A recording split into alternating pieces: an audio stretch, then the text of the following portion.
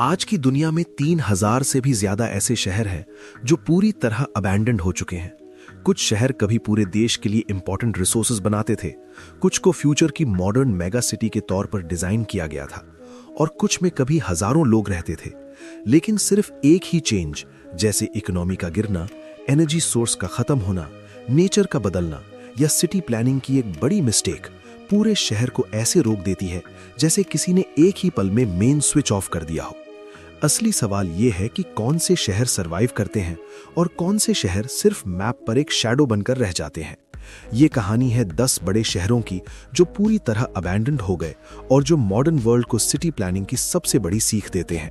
Number 10, Kolmanskop, Namibia. Africa के Namibia देश के दक्षिणी डेजर्ट में एक शहर था जो कभी दुनिया के सबसे इंपॉर्टेंट डायमंड हब्स में से एक था। साल 1910 से लेकर साल 1930 तक यहां से दुनिया के लगभग 12% हीरे निकाले गए। सब कुछ बहुत फास्ट हुआ। घर, हॉस्पिटल, थिएटर, यहां तक कि बोलिंग एली भी रेगिस्तान के बीच बना दी गई। ऐसा लगता था जैसे यूरोप का एक पूरा शहर ऑरेंज सैंड के बीच रख दिया गया हो। उस समय वेल्थ इतनी ज्यादा थी कि शहर में अपना ट्रैम सिस्टम, गार्बेज कलेक्शन और आइस मेकिंग मशीन तक थी, जबकि ये जगह समुद्र से सैकड़ों किलोमीटर दूर थी। लेकिन जो शहर सिस्टम से ज्यादा तेज ग्रो करते हैं, वे उतनी ही तेजी से कोलैप्स भी करते हैं। यहां सबसे बड़ी प्रॉब्लम यह थी कि सैंड कंट्रोल के लिए कोई स्ट्रॉन्ग स्ट्रक्चर नहीं था। तेज हवाएं पूरे साल रेत को उड़ाकर शहर के अंदर लाती रहीं। धीरे धीरे सैंड जमा होती गई और मेंटेनेंस कॉस्ट बहुत ज्यादा हो गई। उसी समय डायमंड माइंस भी खत्म होने लगी। इनकम कम होती गई लेकिन एक्सपेंसेस वही रहे। नतीजा यह हुआ कि पूरा शहर छोड़ दिया गया। आज हालत यह है कि पूरे घर रेत से भर चुके हैं और सैंड दरवाजों तक पहुंच चुकी है। पूरा शहर ऐसा लगता है जैसे नेचर ने उसे स्लो मोशन में वापस अपने अंदर ले लिया हो। Number 9, Tianducheng, China. अगर आपको लगता है कि कोलमनस्कॉप धीरे धीरे खत्म हुआ, तो ये शहर तो लगभग ओपनिंग डे से ही खाली था। चीन के होंगजो शहर के पास एक प्रोजेक्ट बनाया गया जिसे एशिया का पेरिस कहा गया। यह शहर साल 2007 में लॉन्च हुआ। पूरे शहर में यूरोपियन आर्किटेक्चर था, लग्जमबर्ग गार्डन जैसा फाउंटेन, क्लासिकल बिल्डिंग्स और आईफिल टावर की रेप्लिका जिसकी हाइट 108 मीटर से ज्यादा थी। प्लान यह था कि यहां 10,000 से ज्यादा लोग रहेंगे और ये ईस्टर्न चाइना का नया लैंडमार्क बनेगा। लेकिन असली प्रॉब्लम बिल्डिंग्स नहीं थी, बल्कि लोकेशन थी। शहर कंट्री साइड में बनाया गया था, ना मेट्रो थी, ना मेन हाईवे, ना प्रॉपर कनेक्टिविटी। डेली ट्रैवल इतना टाइम कंज्यूमिंग था कि लोग यहां शिफ्ट ही नहीं करना चाहते थे। शॉप्स और मॉल्स ओपन नहीं हो पाए क्योंकि रेजिडेंट्स बहुत कम थे। शुरुआती सालों में यह शहर लगभग पूरी तरह एम्प्टी रहा और इंटरनेशनल मीडिया ने इसे सीधे सीधे गोस्ट सिटी ऑफ चाइना कहा। कई साल बाद जब मेट्रो लाइन शुरू हुई, तब जाके पॉपुलेशन धीरे धीरे बढ़ी, लेकिन आज भी यह शहर डिमांड से पहले बनाए गए डेवलपमेंट का क्लियर एग्जाम्पल माना जाता है। Number 8, अकारमारा, Georgia. यूरोप के कॉकेशियस रीजन में जॉर्जिया की हरी भरी वैलीज के बीच एक शहर था जो सोवियत एरा में बहुत बिजी माना जाता था। अकारमारा शहर में कभी 40,000 से ज्यादा लोग रहते थे। ज्यादातर लोग कोल माइंस और पावर प्लांट्स में काम करते थे। Wide roads, large concrete buildings और फुल इंफ्रास्ट्रक्चर इस तरह बनाया गया था जैसे ये शहर हमेशा रहेगा। लेकिन सरफेस के नीचे एक बड़ी हिडन प्रॉब्लम थी। कई दशकों तक चली माइनिंग की वजह से जमीन कमजोर होती गई। बिल्डिंग्स में क्रैक्स आने लगे, कुछ स्ट्रक्चर्स टिल्ट हो गए और कुछ बिना वार्निंग कोलैप्स भी हो गए। उसी समय पूरे रीजन में कोल इकोनॉमी भी डाउन होने लगी। जॉब्स खत्म हुई, रिसोर्सेज खत्म हुए और लोग शहर छोड़ने लगे। साल 1992 में कॉन्फ्लिक्ट की वजह से सप्लाई रूट्स कट हो गए और शहर कई सौ दिनों तक ऑलमोस्ट आइसोलेटेड रहा। धीरे धीरे माइग्रेशन होता गया और आज वहां सिर्फ कुछ 100 लोग बचे हैं। बाकी शहर आज भी वैलीज के बीच खड़ा है, जैसे टाइम वहीं फ्रीज हो गया हो। नंबर 7, बॉम्बे बीच, कैलिफोर्निया। अमेरिका के कैलिफोर्निया स्टेट के डेजर्ट इलाके में एक शहर था जिसे कभी वेस्ट कोस्ट का मियामी कहा गया। इस जगह का नाम था बॉम्बे बीच। ये शहर सॉल्टन सी नाम की झील के किनारे बसा था। ये झील भी एक एक्सीडेंट से बनी थी जब इरिगेशन प्रोजेक्ट फेल हुआ और कोलोराडो रिवर का पानी डेजर्ट में फैल गया। कुछ ही सालों में वहां एक बड़ी लेक बन गई। पानी आया, वेदर वार्म था और व्यूज भी अच्छे थे, तो सिटी तेजी से ग्रो करने लगी। रिजॉर्ट्स, बार्स, शॉप्स और हॉलिडे होम्स बन गए। टूरिस्ट आने लगे और इकोनॉमी चल पड़ी। लेकिन असली प्रॉब्लम धीरे धीरे सरफेस पर आई। फार्मिंग में इस्तेमाल होने वाले केमिकल्स झील में बहने लगे। इससे पानी में ऑक्सीजन लेवल गिर गया और लाखों मछलियां मर गई। मरी हुई मछलियों की बदबू पूरे एरिया में फैल गई। साथ ही पानी बहुत ज्यादा सॉल्टी होता चला गया, इतना कि कोई लिविंग ऑर्गेनिज्म सरवाइव नहीं कर सका। जब एनवायरनमेंट कोलैप्स हुआ तो टूरिज्म भी खत्म हो गया। बिजनेसेस बंद हो गए, लोग शहर छोड़ने लगे और हाउसेस परमानेंट अबैंडन हो गए। आज बॉम्बे बीच एक क्लियर एग्जाम्पल है कि वाटर सिस्टम की एक गलती कैसे पूरे शहर को खत्म कर सकती है। Number 6, Pyramiden, Arctic circle. Arctic circle के अंदर बर्फ और बर्फ से ढके पहाड़ों के बीच एक सिटी थी जिसका नाम पिरामिडन था।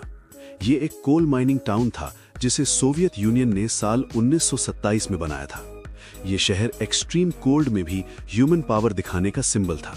अपने पीक टाइम में यहाँ हंड्रेड्स ऑफ वर्कर्स और उनकी फैमिलीज रहते थे। School, gym, theatre, indoor swimming pool, सब कुछ था। टेम्परेचर सर्दियों में -40 डिग्री सेल्सियस तक चला जाता था। सिटी को पर्माफ्रॉस्ट जमीन पर बनाया गया था, इसलिए बिल्डिंग्स को पिलर्स पर खड़ा किया गया ताकि हीट से जमीन मेल्ट ना हो।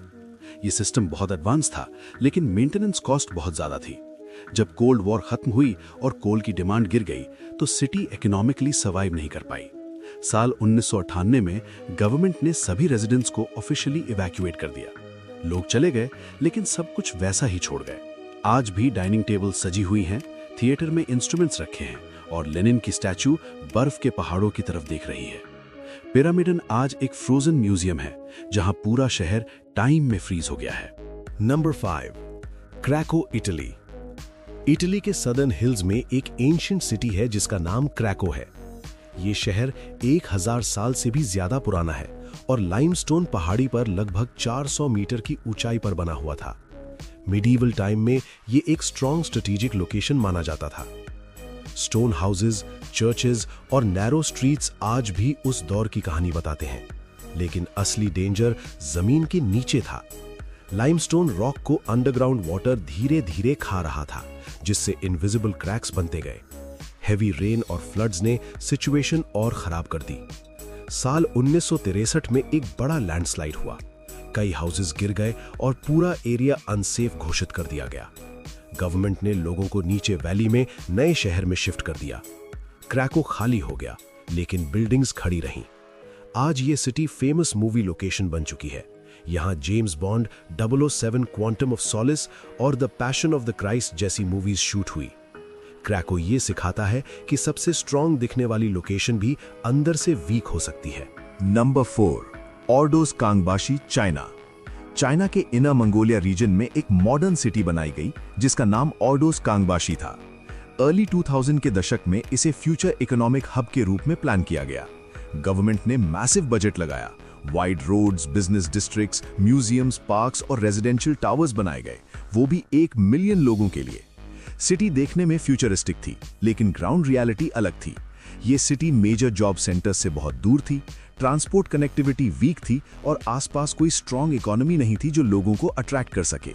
शॉप्स, स्कूल्स और सर्विसेज इसलिए ओपन नहीं हो पाई क्योंकि स्टार्टिंग पॉपुलेशन ही नहीं थी। ओपनिंग के बाद लॉन्ग टाइम तक लगभग 90% बिल्डिंग्स खाली रहीं। रोड्स वाइड थीं, बिल्डिंग्स शाइनी थीं, लेकिन ट्रैफिक और पीपल बिल्कुल नहीं थे। ये सिटी एशिया की सबसे फेमस गोस्ट सिटी बन गई। आज कुछ लोग वहां मूव कर चुके हैं, लेकिन ऑर्डोस कांगबाशी हमेशा याद दिलाता है कि सिटी प्लानिंग अजम्पशंस पर नहीं, रियल डिमांड पर होनी चाहिए। Number 3, Sanzhi port city, Taiwan. Taiwan की नॉर्दर्न कोस्ट पर एक प्रोजेक्ट शुरू हुआ था जिसे उस समय एशिया का सबसे फ्यूचरिस्टिक हॉलिडे सिटी माना जा रहा था। इस सिटी का नाम था सैनजी पोर्ट सिटी। यह प्रोजेक्ट साल 1978 में शुरू हुआ था। प्लान ये था कि सी साइड पर एक मॉडर्न रिजॉर्ट सिटी बनाई जाए जहां बिल्डिंग्स का शेप फ्लाइंग सॉसर जैसा हो, ताकि टूरिस्ट्स और अमेरिकन मिलिट्री पर्सोनेल अट्रैक्ट हों। बिल्डिंग्स फाइबर ग्लास मटेरियल और मॉड्यूलर डिजाइन से बनाई जा रही थीं, जो उस समय से कई साल आगे की टेक्नोलॉजी थी। देखने में ये सिटी बिल्कुल साइंस फिक्शन मूवी जैसी लगती थी, लेकिन प्रॉब्लम्स कंस्ट्रक्शन के दौरान ही शुरू हो गईं। कई स्ट्रक्चर्स में क्रैक्स आने लगे, कुछ बिल्डिंग्स बिना साफ कारण के कोलैप्स हो गईं और कंस्ट्रक्शन साइट पर सीरियस एक्सीडेंट्स की रिपोर्ट्स आने लगीं। रिपेयर्स की कॉस्ट बढ़ती गई और बुकिंग्स प्लान के हिसाब से नहीं आईं। उसी समय मॉनसून स्टॉर्म्स और स्ट्रॉन्ग सी वेव्स ने डैमेज और बढ़ा दिया। कोस्टल इरोजन की वजह से कुछ बिल्डिंग्स की फाउंडेशन हिलने लगी। सिर्फ 2 साल में इन्वेस्टर्स ने प्रोजेक्ट से हाथ खींच लिया और पूरा सिटी अनफिनिश्ड छोड़ दिया गया। आज सैनजी पॉर्ट सिटी एक अबैंडन्ड साई-फाई ड्रीम की तरह याद किया जाता है, एक ऐसा फ्यूचर जो कभी ऑफिशियली स्टार्ट ही नहीं हो पाया। Number 2, Hashima island, Japan. Japan के नागासाकी सिटी के पास समुद्र में एक छोटा सा आइलैंड है जिसका नाम हशीमा आइलैंड है। इसका एरिया सिर्फ 6 हेक्टेयर था, लेकिन 20वीं सदी में ये दुनिया की सबसे डेंसली पॉपुलेटेड जगह बन गया था। वजह थी समुद्र के नीचे मौजूद कोल माइंस। माइनिंग कंपनी ने आइलैंड पर हाई राइज कंक्रीट बिल्डिंग्स बना दिए। वर्कर्स के अपार्टमेंट्स, स्कूल्स, शॉप्स और कम्युनिटी सेंटर्स सब कुछ उसी छोटे से आइलैंड पर फिट किया गया। पीक टाइम पर यहाँ 5000 से ज्यादा लोग रहते थे। बिल्डिंग्स को इस तरह डिजाइन किया गया था कि लोग ऑलमोस्ट पूरे आइलैंड में बिना बाहर निकले मूव कर सकें। लेकिन हशीमा पूरी तरह एक ही रिसोर्स यानी कोल पर डिपेंड करता था। जब जापान ने 70 के दशक में कोल छोड़कर ऑयल एनर्जी अपनाई तो माइन बंद कर दी गई। साल 1974 में पूरा आइलैंड एक ही बार में इवैक्यूएट कर दिया गया। कोई मेंटेनेंस नहीं हुई, कोई रिपेयर नहीं। डेकेड्स तक सी विंड और सॉल्टी एयर ने बिल्डिंग्स को स्लोली डैमेज किया। आज हशीमा आइलैंड एक कंक्रीट घोस्ट सिटी है जो ये दिखाती है कि अगर शहर सिर्फ एक रिसोर्स पर टिका हो तो रिसोर्स के खत्म होते ही शहर भी खत्म हो जाता है। Number 1, Centralia, Pennsylvania. इस लिस्ट का सबसे डिस्टर्बिंग शहर है सेंट्रालिया, जो यूनाइटेड स्टेट्स के पेंसिल्वेनिया स्टेट में है। ये शहर कोल इंडस्ट्री की वजह से अर्ली 20th सेंचुरी में फ्लरिश हुआ था। थाउजेंड्स लोग यहां रहते थे और सिटी इकोनॉमी स्टेबल लगती थी। लेकिन साल 1962 में एक स्मॉल इंसिडेंट ने सब कुछ बदल दिया। गार्बेज लैंडफिल में आग लगाई गई, लेकिन ये आग जमीन के नीचे कोल सीम्स तक पहुंच गई। वहां से ये अंडरग्राउंड फायर बन गई जो आज भी जल रही है। इस तरह की आग को इंजीनियरिंग में कोल सीम फायर कहा जाता है। ये आग बहुत धीरे धीरे फैलती है, लेकिन इसे बुझाना ऑलमोस्ट इम्पॉसिबल होता है। जमीन के नीचे टेम्परेचर कई जगह 500 डिग्री सेल्सियस से ऊपर चला गया। जमीन बैठने लगी, लार्ज सिंक होल्स बनने लगे और कार्बन मोनोऑक्साइड गैस सरफेस पर आने लगी। फायर को रोकने की कॉस्ट शहर की टोटल वैल्यू से ज्यादा थी, इसीलिए गवर्नमेंट ने मिड 1980 के दशक में लोगों को रिलोकेट करने का फैसला किया। हाउसेस डिमोलिश कर दिए गए, रोड्स बंद कर दी गईं और आज वहां सिर्फ कुछ ही लोग बचे हैं। सेंट्रालिया इसलिए डरावना है क्योंकि ये सिटी वॉर से नहीं, इकोनॉमी से नहीं, बल्कि एक फायर से खत्म हुआ जो आज भी जिंदा है। इस वीडियो में दिखाए गए सभी शहर अलग अलग जगहों पर हैं, अलग अलग वजहों से बने थे और अलग अलग कारणों से खत्म हुए। लेकिन इन सब का एक कॉमन लेसन है। सिटी कुछ सालों में बन सकती है, लेकिन सिटी को जिंदा रखने के लिए सिर्फ बिल्डिंग्स काफी नहीं होती। Economy, resources, water system, safety, connectivity और सबसे जरूरी लोगों की रियल नीड। जब इनमें से कोई एक भी फैक्टर गायब हो जाता है तो सबसे मॉडर्न और पावरफुल सिटी भी कुछ ही समय में साइलेंट हो सकती है। आज दुनिया हर साल नए शहर बना रही है। सवाल ये नहीं है कि अगला बिग सिटी कौन सा होगा, असली सवाल ये है कौन सा सिटी फ्यूचर में इस लिस्ट का हिस्सा बनेगा।